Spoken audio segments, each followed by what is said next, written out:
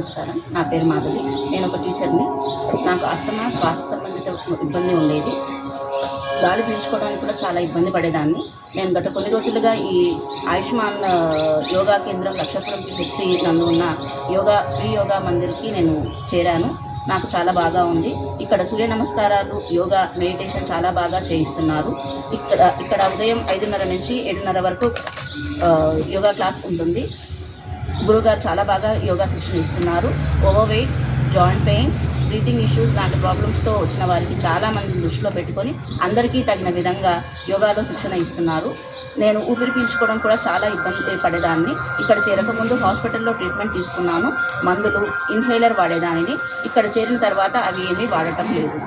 Inhale, exhale, కపాలభాతితో నాకు breathing issue చాలా వరకు నయమైంది. బాగా ఊపిరి పీలుస్తున్నాను. దగ్గు రావటం తగ్గింది.